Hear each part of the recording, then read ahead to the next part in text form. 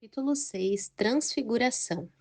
Em 1820, havia uma bebezinha de 6 semanas de idade que tinha uma inflamação nos olhos. O médico aplicou-lhe cataplasma quente e lhe queimou as córneas, de modo que a criança ficou cega por toda a vida. Quando tinha 9 anos, ela escreveu estas palavras: Oh, que alma feliz eu sou, apesar de não poder ver. Decidi que neste mundo contente devo ser. Tantas bênçãos desfruto que outros não possuem, chorar e lamentar por ser cega, não posso e não o farei. E essa menininha cresceu para escrever 8.000 hinos, entre eles To God Be the Glory, a Deus a glória, Blessed Assurance, Bendita Segurança, Rescue the Perishing, Resgata os que perecem, Face to Face, Face a Face. O nome dela é Fanny Crosby. Eu ouvi a história de Fanny Crosby anos atrás, mas não li aquele breve poema, senão anos depois, aquele que ela escreveu aos 9 anos. Chorar e lamentar por ser cega não posso e não o farei.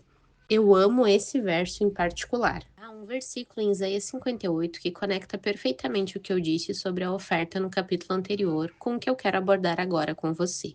Transfiguração. Estas são as palavras de Isaías 58, 10 e 11. Se abrires a tua alma ao faminto e fartares a alma aflita, então a tua luz nascerá das trevas e a tua escuridão será como meio-dia.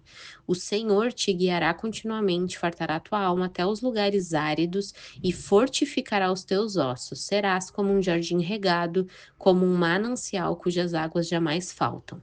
Aqui se articula um princípio profundo sobre o qual quero lhes falar. Dei-lhe um título com uma única palavra: transfiguração.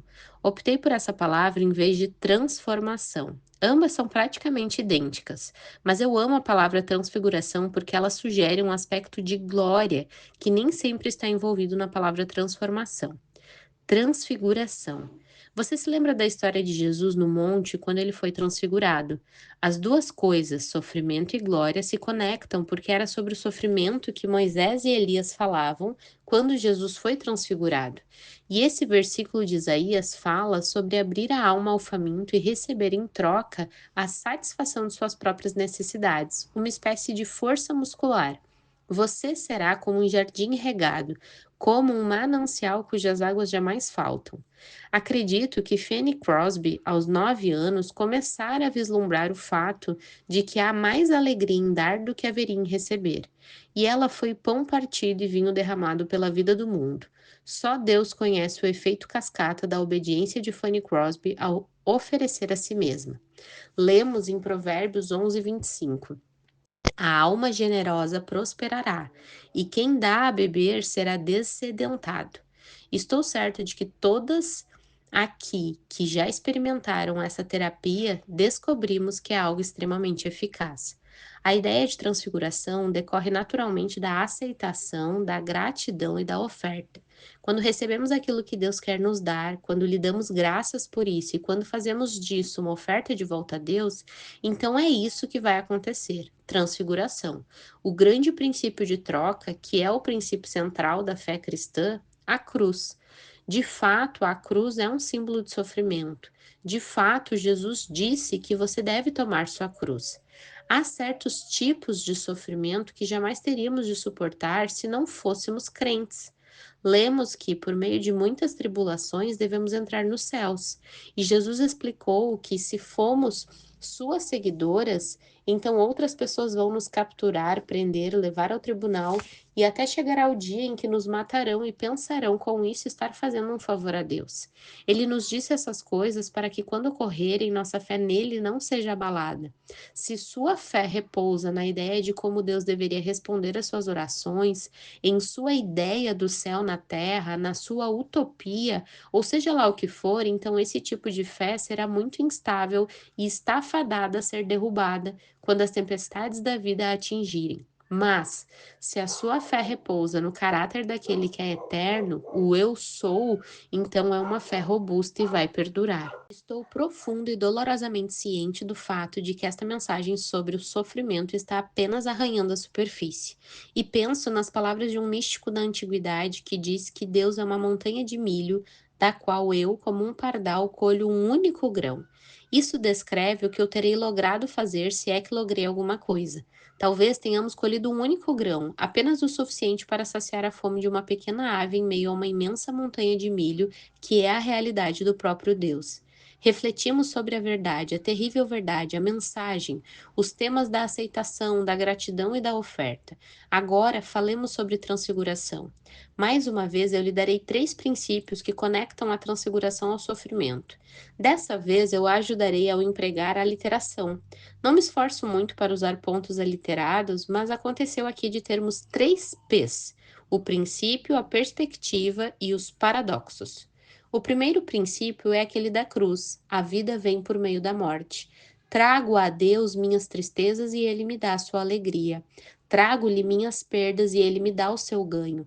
Trago-lhe meus pecados e ele me dá a sua justiça. Trago-lhe minhas mortes e ele me dá a sua vida. Mas a única razão pela qual ele pode me dar sua vida é porque me deu primeiramente a sua morte. Ora, essas coisas ocorrem o tempo todo, não apenas na vida espiritual, mas também no mundo natural. Jesus usou uma ilustração bastante simples do mundo natural num incidente ocorrido logo após sua entrada em Jerusalém, quando ele foi aclamado com ramos de palmeiras e gritos de Hosana. E então, 2 dos discípulos vieram a ele e lhe contaram que alguns gregos ali queriam vê-lo, por terem ouvido acerca da ressurreição de Lázaro dentre os mortos. Bem, todas nós amamos milagres e todas nós amamos um fazedor de milagres. Se você quer ser popular, realize quantos milagres puder, na mídia mais visível que puder, e o povo correrá para você. O povo correu para Jesus, disse ele, não por causa das palavras que ele disse, mas por causa dos pães e dos peixes. Nesse caso, a ressurreição de Lázaro foi a palavra que se espalhou. Então, as pessoas se aglomeravam em Jerusalém para ver o tal homem, e os discípulos vieram e contaram a Jesus que eles queriam vê-lo. Jesus aproveitou a oportunidade para virar de ponta cabeça a ideia que os discípulos tinham da glória. O mundo tem uma ideia do que é importante, do que realmente é a glória de Deus. Faça todos os milagres que puder, resolva todos os problemas, cure as doenças, pague as dívidas, e essa é a glória de Deus. E é claro que eu creio num Deus que pode fazer o sol parar. Ele pode transformar água em vinho e abrir terra seca em meio aos rios. Não me entenda mal. Mas, quando ouço um pregador dizer que o que você precisa é de um milagre, minha vontade é dizer: talvez eu pense que é disso que preciso, mas muitas vezes minhas orações são como pedir pedras. E o que Deus quer me dar é pão, algo que não apenas me servirá de alimento, como também alimentará o mundo. Então eu posso orar. Posso até orar por um milagre. Em verdade, não creio que tenha feito isso muitas vezes. Mas, quando orava pela cura do câncer do meu marido, eu sabia que estava orando por um milagre, humanamente falando. Mas a conclusão da oração era sempre esta: Senhor, seja feita a tua vontade.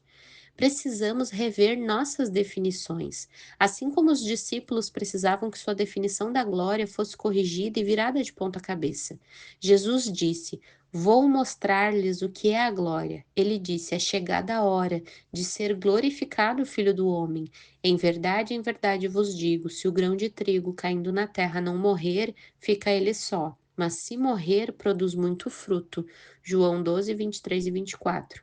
Ora, esse é o princípio da cruz. Ele estava em seu caminho até a cruz. Acaso há algo mais insignificante e banal do que uma semente? Se você já viu um grão de trigo, todos os grãos de trigo são iguais. Se você já viu um grão, uma semente de maçã, é tudo igual. Então, não há nada de particularmente distinto ou notável em uma semente. E quando aquela semente cai no solo, ela já se foi. Talvez ela nunca mais seja vista, mas nós sabemos com toda certeza que nada pode vir daquela semente a menos que ela caia no solo, na escuridão, no desconhecido, na ignomínia e na morte. Mas daquela semente, então, vem a grande colheita, o grão dourado. Então, esse é o princípio da troca. Eu lhe dou minhas mortes, ele me dá a sua vida. Eu lhe dou minhas tristezas, ele me dá alegria. Minhas perdas, ele me dá seus ganhos. Esse é o grande princípio da cruz. Sei que algumas de vocês conhecem a história de quando George Matheson, compositor de hinos, ficou noivo. Durante o noivado, ele ficou cego e sua noiva, sem querer sobrecarregar-se com os cuidados de um homem cego, terminou o noivado. E foi então que George Matheson escreveu estas lindas palavras: Amor, que nunca me abandonas, em ti repouso a fraca alma. A vida que tenho te entrego de volta, e aqui vemos sua oferta. A vida que tenho te entrego de volta, para que nas profundezas do teu oceano, seu curso possa ser mais rico e pleno. Penso nas palavras que meu primeiro marido, Jim Elliot, escreveu quando tinha 22 anos. Não é tolo quem entrega o que não pode reter para ganhar o que não pode perder. Ele estava parafraseando as palavras de Jesus: Se você perder a sua vida por minha causa, você a encontrará. Mateus 10:39. Ele troca as minhas fraquezas, minhas perdas, meus pecados, minhas tristezas, meus sofrimentos. Quando oferecemos tudo isso a Ele, Ele tem para nos dar em troca algo que pode alimentar uma multidão. Então, o princípio da troca é o princípio da cruz, e esse princípio remonta a um período anterior à fundação do mundo. O cordeiro foi morto. O sacrifício de sangue foi feito na mente de Deus antes que houvesse tal coisa como pecado. Sacrifício, sofrimento e glória. Não há como escapar deles. Nós moramos na Nova Inglaterra, onde as pessoas amam os meses de setembro e outubro. Lars sempre lamenta quando eles se aproximam, pois, como um homem do sul dos Estados Unidos, ele acha que os invernos são longos demais. Mas eu amo essa época, quando as bolotas do carvalho começam a cair, pois, para começar, nós temos as cores mais espetaculares do país inteiro, pois temos aqueles bordôs açucareiros, árvores que ficam escarlates, salmões, lilazes e cores inimagináveis. Mas a glória do outono é um símbolo da morte. Aquele vermelho escarlate me faz lembrar de sangue, que é o símbolo da morte. Se os carvalhos não renunciassem a todas aquelas sementes preciosas, aquelas bolotas, elas nunca cairiam no solo e não morreriam, de modo que não mais haveria carvalhos e os esquilos morreriam de fome. Tudo aquilo que você e eu comemos significa que algo de algum modo morreu. Até um ovo, um copo de leite, a galinha e a vaca não morreram, mas deram sua vida, não foi? E praticamente tudo mais à mesa nos ensina que algo morreu, sejam grãos de cereais, sejam animais. Assim, a vida vem da morte. É o princípio do universo, o princípio da troca. Até mesmo as estrelas morrem. Estamos aprendendo cada vez mais sobre isso, essas descobertas fascinantes que os astrônomos têm anunciado. Mas há um versículo escondido em 2 Crônicas 29 e 27 que tem sido de grande encorajamento e ânimo para mim desde que o descobri, quando estava no último ano da faculdade. Eu estava morta de preocupação por estar apaixonada por alguém que eu não achava que iria se apaixonar por mim e eu pensava em quão tola eu era apenas por nutrir alguma esperança por aquele rapaz. Então lancei meus sentimentos no altar de Deus. Não consigo suportar muitas de minhas emoções, então simplesmente digo: Senhor, aqui está. Toma para ti e faz disso o que tu puderes. Se podes fazer algo do pequeno almoço de um garoto e da botija de azeite de uma viúva, então talvez possas fazer algo com isso. Assim, lancei a Deus todas aquelas paixões, aquele verdadeiro tornado de paixão que eu sentia por aquele jovem rapaz cujo nome, por sinal, era Jim Elliot. E Deus me deu este versículo em resposta. Em começando o holocausto, começou também o cântico do Senhor, 2 Crônicas 29 e 27. Não é fantástico? Funciona? Quando o sacrifício começou, o canto do Senhor também teve início. A referência é apenas ao ritual literal do sacrifício, contudo, tem implicação para a nossa vida espiritual, não é? Agora, vamos olhar por essa perspectiva, o segundo princípio da transfiguração associado ao sofrimento. Nossas perspectivas precisam ser transfiguradas, transformadas em algo que tenha a glória em si. E aquele maravilhoso capítulo em Hebreus 11 me ensina muitas coisas sobre perspectiva. No versículo 13, depois de atravessar as histórias de Abel, Enoque, Noé, Abraão e Sara, todas essas coisas impossíveis que eles fizeram pela fé, o texto diz: Todos estes morreram na fé sem ter obtido as promessas, vendo-as, porém, de longe, saudando-as e confessando que eram estrangeiros e peregrinos sobre a terra. Aqueles que usam essa linguagem mostram claramente estar à procura da sua pátria. Se o coração deles estivesse na pátria de onde saíram, teriam a oportunidade de voltar. Porém, nós os vemos aspirando a uma pátria superior. E acaso há algo que faz você aspirar por aquela pátria superior com mais intensidade do que enfrentar sofrimentos de um ou de outro tipo aqui? Até mesmo quando minha pobre netinha sofria pelo fato de ter sido disciplinada 3 vezes no mesmo dia, quando ela disse: "Ah, se ao menos Adão e Eva não tivessem pecado", até mesmo quando a máquina de lavar apresenta um defeito no exato momento que temos visita em casa, quero dizer, de certo modo, você, àquela altura, anseia por uma pátria superior, não é mesmo? Então, vemos no versículo 27 daquele mesmo capítulo de Hebreus acerca de Moisés. Pela fé, ele abandonou o Egito, não ficando amedrontado com a cólera do rei, antes permaneceu firme como quem vê aquilo que é invisível. Essa é uma perspectiva transfigurada. Então, se voltarmos ao versículo 20 de Hebreus 11, vemos que, pela fé, igualmente Isaac abençoou a Jacó e a Esaú acerca de coisas que ainda estavam para vir. Uma perspectiva transfigurada. Agora, uma coisa é enxergar sob aquela perspectiva a vida dos outros, não é? Você acha mais fácil enxergar a vontade de Deus em ação na vida de outra pessoa do que na sua? Você gostaria de ler a história de Daniel sem a cova dos leões? É claro que não, pois nós sabemos o final da história. Pois bem, nós, cristãs, temos todo esse livro cheio de histórias maravilhosas como essa, e o final de cada uma delas é sempre o mesmo. Sempre termina em glória. Você gostaria de ler a história de José sem todas as suas provas e tribulações, sem ele ser lançado na cisterna? O que você saberia acerca de Sadraque, Mesaque e Abidnego se eles jamais tivessem sido lançados na fornalha ardente? A bênção da vida de Fanny Crosby foi grandemente amplificada por sabermos que as palavras daqueles belos hinos evangélicos vêm de uma mulher que jamais viu a luz do dia, ou pelo menos jamais se lembra de tê-la vista desde as 6 semanas de idade. Tudo se transfigura na vida deles por sabermos o fim da história. Lembro-me de quando Janet Cliff George fez o papel de Corrie ten Boom no filme O Refúgio Secreto. Ela foi entrevistada em um dos programas de Billy Graham. Ele lhe perguntou qual característica mais a impressionara enquanto ela estudou a vida de Corrie ten Boom. E sem hesitação, a resposta de Janet foi: alegria. E todos aqueles que viram Corrie ten Boom pessoalmente ou nas telas viram uma radiante face idosa inundada com a alegria do Senhor. Ora, de onde vinha toda essa alegria? Será que tudo na vida dela se desenrolou tão lindamente? Será que ela teve uma vida feliz no sentido que o mundo definiria felicidade? É claro que não. A perspectiva dela foi transfigurada e ela mesma foi transfigurada para o benefício de todas nós. Nós recebemos na face de Corrie ten Boom um sinal visível de uma realidade invisível, outra pátria, outro nível, outra perspectiva. Paulo foi capaz de cantar na prisão e ele escreveu aquelas epístolas da prisão, as quais estão cheias de alegria. O livro de Filipenses é considerado a carta da alegria. E ele escreveu aquelas palavras deslumbrantes que estão em Filipenses 1:29, palavras muito fortes para mim. Ele disse: "Porque vos foi concedida a graça de padecerdes por Cristo e não somente de crerdes nele. Vocês receberam uma dádiva de sofrimento." Então, também em Colossenses 1:24, há este versículo ainda mais forte e deslumbrante. "Agora me regozijo nos meus sofrimentos por vós."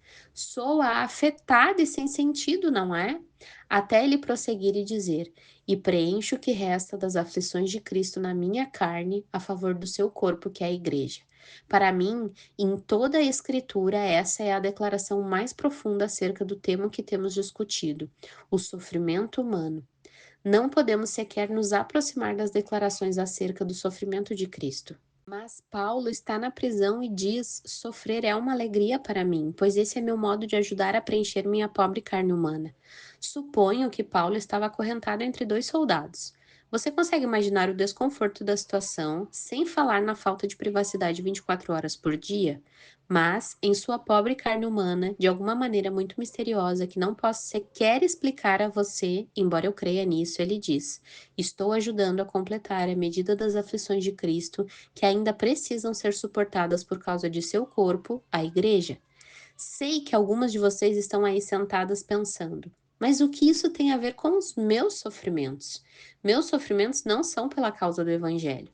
E por anos a fio, sempre morri de preocupação ao pensar que, de fato, nunca tive um sofrimento que fosse diretamente por causa do evangelho.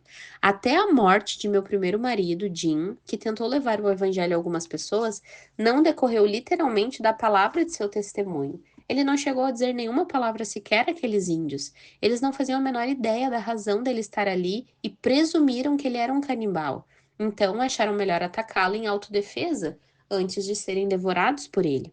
Então, por anos a fio, fiquei refletindo a esse respeito e cheguei à conclusão de que há aqui um mistério muito mais profundo do que de fato Paulo está literalmente sofrendo na prisão por causa de seu testemunho. Cristo sofre por mim. Cristo sofre em mim. Se eu sofro por ser membro do seu corpo, posso ser um membro ferido, mas ele sofre comigo, por mim e em mim. E quando eu sofro, ele sofre. Cristo sofreu na cruz, ele levou sobre si todos os meus pecados, todas as minhas dores e todas as minhas tristezas. Contudo, há uma medida ainda a ser preenchida. Eu não entendo, simplesmente afirmo, eu aceito. Por fim, olhemos para os paradoxos em sua relação com a transfiguração e o sofrimento. Precisamos de uma visão transfigurada desses paradoxos. As metáforas bíblicas para sofrimento falam de uma poda. O melhor fruto vem por meio da mais drástica poda. O mais puro ouro vem do fogo mais ardente. Eu certamente aprendi as lições mais profundas da minha vida ao passar pelas águas mais profundas. E as maiores alegrias vêm das maiores tristezas. A vida vem da morte. Pensemos em Maria. É provável que ela fosse apenas uma adolescente que, em sua humildade e pobreza, ofereceu a si mesma, seus planos, suas esperanças, seus temores do que pensariam dela se aparecesse que ela foi infiel ao seu noivo José. Sua resposta imediata à palavra de Deus foi: Aqui está a serva do Senhor, que se cumpre em mim conforme a tua palavra. E foi desse sacrifício, dessa oferta de si mesma, que nasceu o Salvador do mundo, transfiguração. Ela foi chamada a mais exaltada entre as mulheres, a mais exaltada de todas. Isso veio da sua humildade. Se você perder sua vida por causa dele, você a encontrará. Não há, de fato, uma só obra redentora que tenha sido realizada sem sofrimento. E Deus nos chama para permanecermos junto a Ele, para que lhe oferecemos nossos sofrimentos para a sua transfiguração e para preencher nossa pobre carne humana. Se não me for dado o privilégio de ser crucificada, se não me for dado o privilégio de ser martirizada de alguma forma literal para Deus, é-me dado o privilégio de oferecer a Ele, seja lá o que me houver dado. Ofereço a Ele tudo o que sou, tudo o que tenho, tudo o que faço e tudo o que sofro, por sua transformação, por sua transfiguração, para trocar pela vida do mundo. Isso é tudo o que importa. Você pode estar sofrendo na condição de mãe por seu filho haver rejeitado. Você pode estar sofrendo como filha por sua mãe tê-la rejeitado 30 anos atrás. Exatamente agora, temos um rapaz vivendo em nossa casa, um estudante, que foi rejeitado aos 10 meses de idade por seu pai e por sua mãe. Foi colocado numa casa de acolhimento onde permaneceu por mais 15 anos. Eu fiz uma lista desses maravilhosos paradoxos. Aqui estão algumas coisas que a Escritura diz que Deus transforma.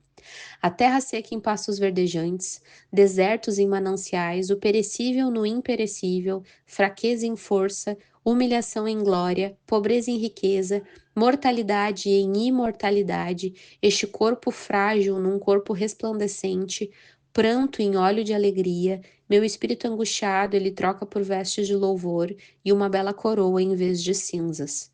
Em Apocalipse 7, versos 16 e 17, nós podemos ler: Jamais terão fome, nunca mais terão sede, não cairá sobre eles o sol nem ardor algum, pois o Cordeiro que se encontra no meio do trono os apacentará e os guiará para as fontes da água da vida, e Deus lhe enxugará dos olhos toda lágrima. Para encerrar, gostaria de mostrar a você um poema escrito por Gran Colfax Tuller. Minha vida é apenas uma tapeçaria entre mim e meu Senhor. Eu não escolho as cores, ele trabalha incansavelmente. Muitas vezes ele tece tristeza e eu, em tolo orgulho, esqueço que ele vê o lado certo enquanto eu vejo apenas o avesso. Apenas quando o tear fica mudo e as laçadeiras cessarem de esvoaçar, então Deus desenrolará a tela e me explicará a razão de tudo. Nas habilidosas mãos do tapeceiro, os fios escuros são tão necessários para a composição que ele planejou quanto os fios dourados e prateados. Tudo o que acontece se encaixa nessa composição para o nosso bem. O sofrimento nunca é em vão.